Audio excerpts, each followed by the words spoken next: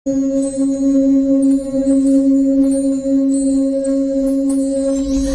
saja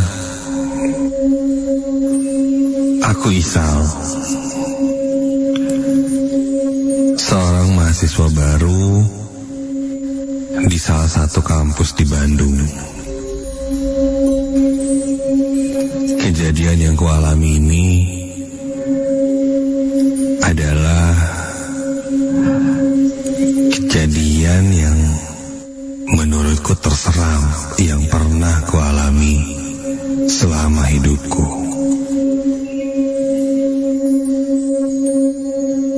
Ketika itu aku ditugaskan oleh kampusku untuk membuat sebuah perencanaan tugas yang dikerjakan secara berkelompok. Tugasnya adalah membuat sebuah acara.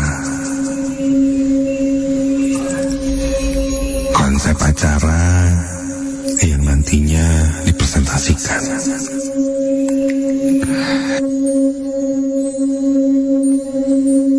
Dalam satu kelompok terdiri dari 10 orang. Saat itu aku merasa aku tidak terlalu paham dengan konsep acara, bikin event, dan lain-lain. Jadi aku hanya mengikuti saja, mengerjakan bagianku. Beberapa kali kita bertemu di coffee shop untuk membicarakan tugas ini. Tapi karena kesibukan masing-masing, waktu kami kadang selalu tidak cocok, sehingga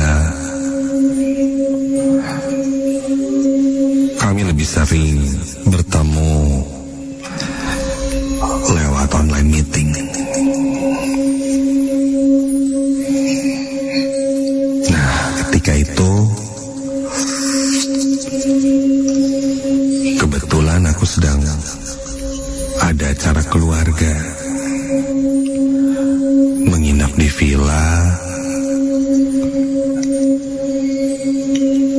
di daerah Lembang.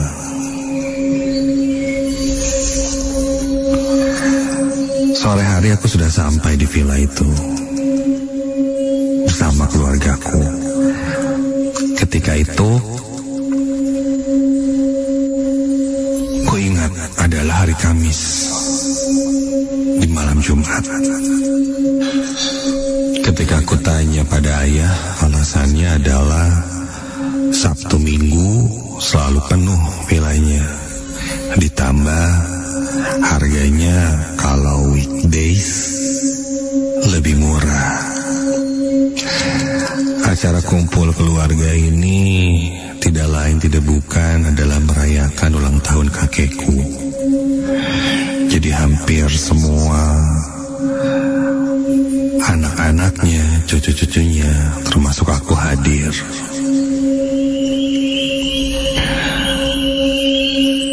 Setelah maghrib, hampir semua keluarga sudah berkumpul. Kami pun makan malam bersama dan merayakan kecil-kecilan ulang tahun kakekku itu dengan kue ulang tahun, nyanyian, serta satu persatu ucapan ulang tahun dari keluarga. Ada tanteku, namanya Tante Hana. Dia yang paling giat kalau ada acara seperti ini. Tante Hana mulai membuat games-games kecil dan berhadiah uang dari uang pribadinya. Di tengah keseruan, handphoneku terus bergetar. Ternyata itu adalah grup tugas kelompokku yang bilang katanya besok materi presentasi harus segera dikumpulkan. Mendadak kata dosenku seperti itu. Grup mulai panik dan merencanakan untuk online meeting malam itu. Aduh, semuanya setuju dan sepakat. Mau tidak mau aku pun ikut untuk online meeting itu. Meninggalkan keramaian, aku coba cari spot yang sepi di villa itu. Villanya tidak terlalu besar, sehingga dimanapun aku berada, sepertinya suara tertawa ibu-ibu dan tanteku itu terdengar. Bayangkan saja sendiri, keluarga besar semua berkumpul dan tertawa-tawa dengan games yang pastinya bikin ngakak semua keluarga. Aku mencari spot yang lebih tenang, lebih sepi. Akhirnya kulihat di belakang villa ini ada sebuah gazebo, tempat nongkrong.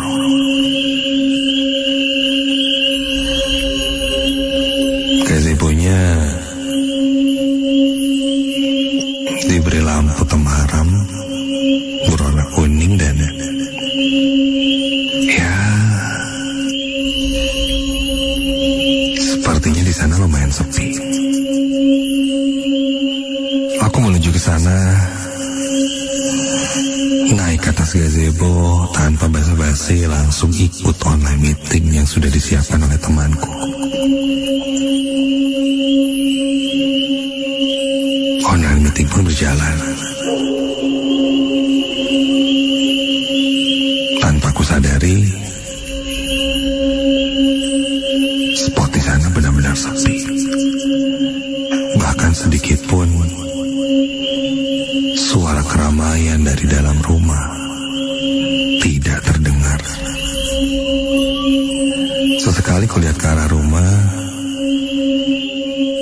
ya,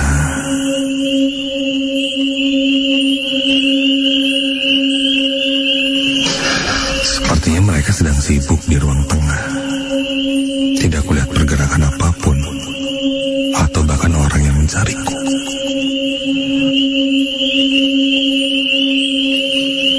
Aku lanjut online meeting dan cukup serius pembahasannya saat itu. Oke sih, kalau kata gue sih konsep yang Adele kayaknya boleh juga tuh, yang masukin nuansa-nuansa etnisnya gitu. Jadi ada kebudayaan-kebudayaannya dan boleh dikasih gamelan-gamelan gitu kali ya nantinya buat gimmick-gimmicknya. Aku mulai mencoba menyarankan hal itu.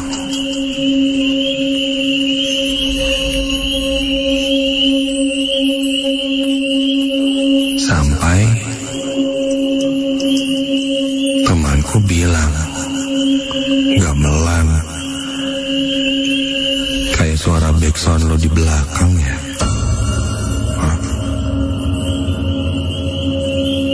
Gimana? Suara backsound gimana?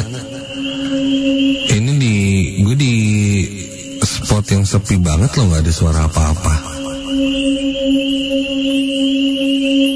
Maksudnya gimana sih? Bercanda ya? Tiba-tiba semua temanku bilang bahwa aku yang bercanda.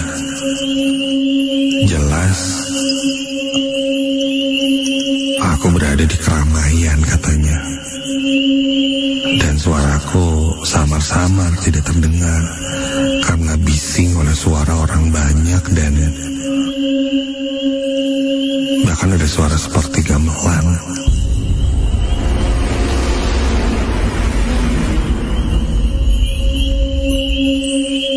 Aku seperti berada di pasar tradisional katanya. Hey guys, tar dulu. Ini posisi gua itu ada di gazebo, bahkan gelap dan di sini kosong. Belakang gua tuh hutan, nggak ada apa-apa. Dan di sini sepi banget, sumpah. Ya pada bercanda dong. Namun mereka terus berkomentar meyakinkan padaku bahwa mereka masih mendengarnya. Ketika kami online meeting memang kami tidak menyalakan kamera. Hanya suaranya saja. Pada akhirnya aku pun coba membuktikan pada mereka untuk menyalakan kameraku.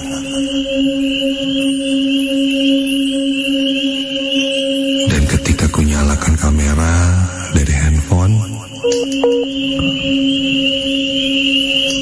koneksi handphoneku tiba-tiba tak stabil dan terputus dari jaringan meeting. Lah, kenapa tiba-tiba jadi keluar? Berkali-kali aku coba masuk lagi ke room meeting di online itu, tapi tetap tak bisa. Akhirnya aku pun chat pada teman-temanku, sepertinya sinyalku di sini jelek.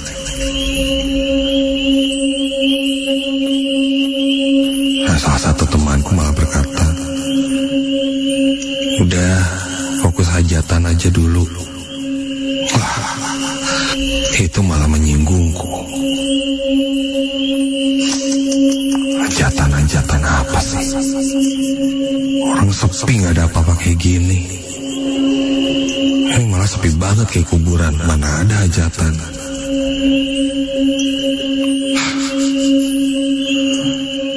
Karena kesal, aku pun meninggalkan gazebo dan kembali masuk ke dalam villa.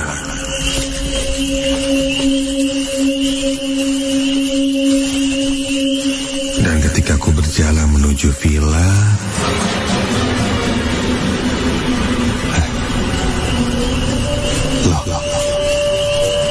samar. Kini memang terdengar suara keramaian, seperti banyak orang, dan bahkan ku dengar ada suara gamelan. Loh. Dan suaranya berasal dari belakangku, dari arah gazebo, dari arah hutan, bukan dari dalam. Refleks ku lihat ke arah belakang.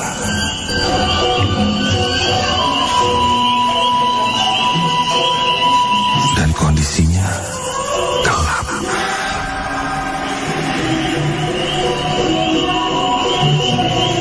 Namun suara keramaian banyak orang itu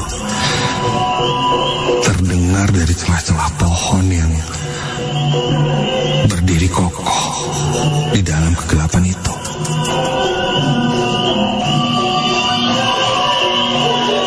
Tak ada lampu ataupun keramaian lain yang kulihat. Namun suaranya begitu jelas terdengar.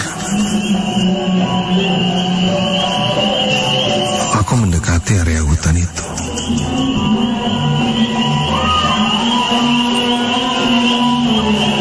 Kulihat dari kejauhan ada sesuatu yang berwarna merah, cukup menyala. Seperti lampu rem motor. Iya, menyala seperti itu di dalam kegelapan, dan itu cukup jelas, bahkan dibilang sangat jelas.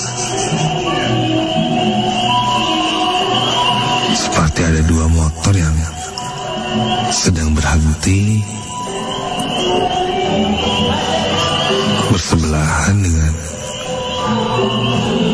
lampu remnya yang menyala merah sejajar. Aku dekati, semakin dekat. Loh, posisinya ternyata ada di atas.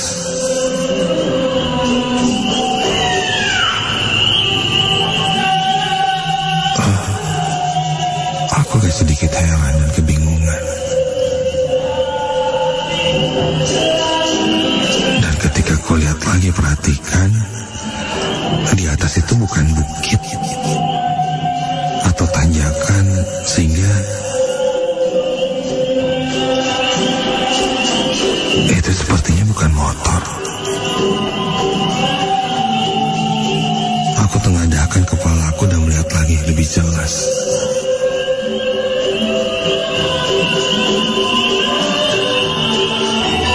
Nyala merah itu berasal dari balik pohon.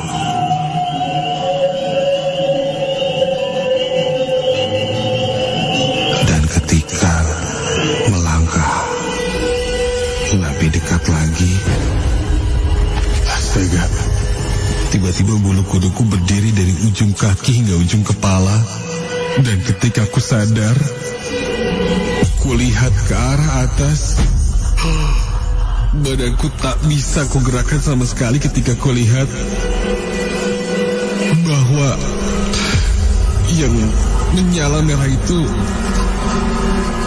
adalah dua bola mata yang besar dari satu sosok tinggi. Badannya sangat besar, berbulu kasar dan bertaring panjang. Wajahnya nampak terlihat seperti kera, dan dia menggeram sangat menakutkan.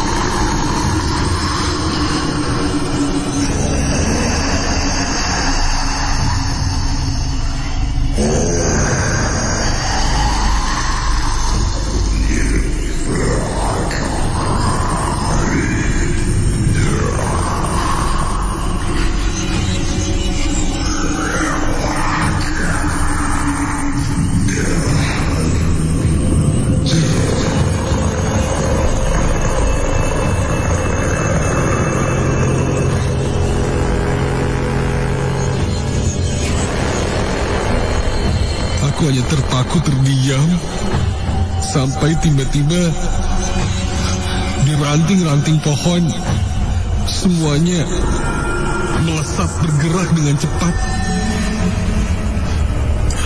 seperti kera, namun dalam ukuran dan berbentuk seukuran manusia, meloncat-loncat dari satu pohon ke pohon yang lainnya.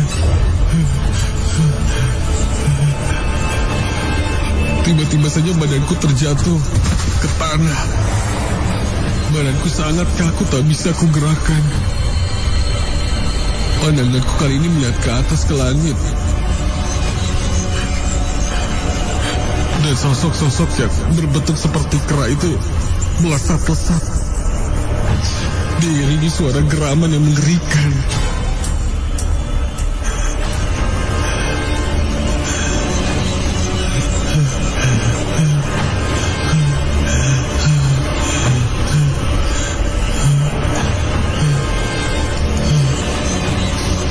Sampai tiba-tiba saja ada sebuah cahaya putih sangat terang menjelangkan mataku dan membuatku menutup mata karena saking silaunya cahaya itu. Dan ketika ku buka lagi,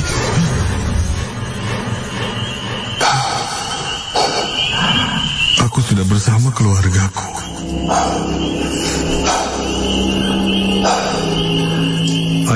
bilang, aku ditemukan tak sadarkan diri di dekat gazebo menuju ke hutan.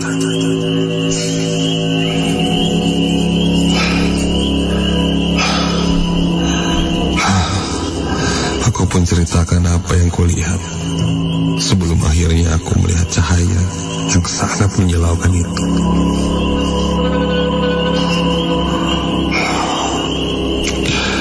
Kakekku yang ternyata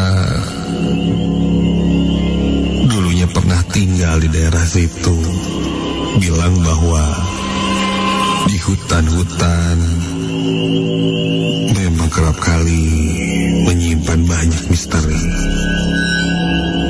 Mungkin ada yang tinggal, menetap, bahkan sebuah kerajaan gaib yang tidak terlihat bisa jadi berada di sana.